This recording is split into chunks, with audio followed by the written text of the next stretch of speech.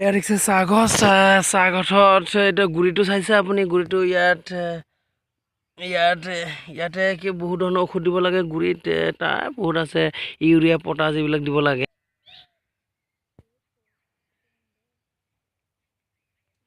বহুত ধৰণৰ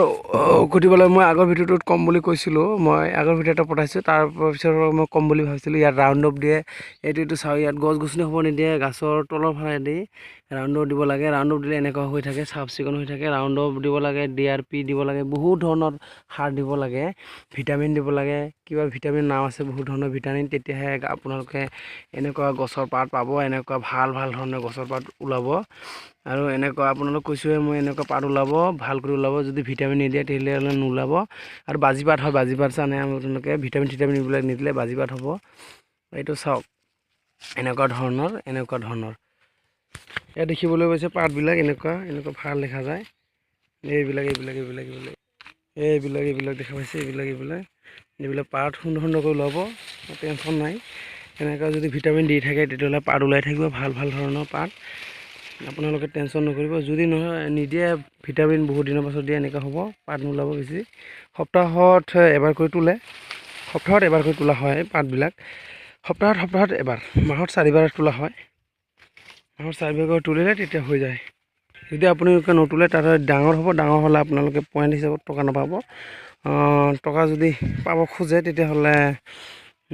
আপোনালোকে ভাল ব্যৱহাৰ ভাল ঔষধ পাতি ভাল ধৰণৰ এনেকৈ বহুত ধৰণৰ পৰিষ্কাৰ কৰি ৰাখিব লাগিব ভাল ধৰণৰ ঔষধ ব্যৱস্থা কৰি দিব লাগিব ঔষধ বা কিবাকিবি ঔষধ দিব লাগিব এইবোৰ নিশ্চয় জানে এইবিলাক চাওক চাহগছ বহুত চাহগছ আছে ইয়াত আৰু আছে আমাৰ এইফালে খালি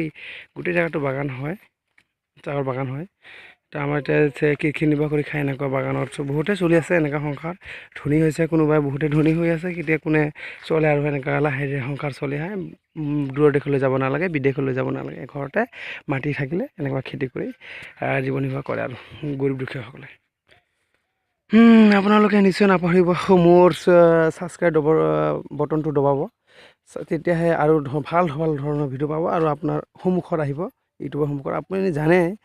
যে ছাবস্ক্ৰাইব কৰিলেহে মোৰ চেনেলৰ গৰাকী হ'ব পাৰিব আৰু মোৰ ভিডিঅ'বিলাক চাব পাৰিব সেইটো নিশ্চয় কৈ থৈছোঁ ছাবস্ক্ৰাইব বুলি লিখা আছে ইংলিছত তাত আৰু ঘণ্টি আছে এটা ঘণ্টা আছে ঘণ্টাটো টুং কৰি বজাই দিব তেতিয়াহ'লে ঘণ্টি আছে এটা ঘণ্টিটো বজাই দিব তেতিয়াহে আপুনি মোৰ ন'টিফিকেশ্যন পাই যাব ইত্যাদি নমস্কাৰ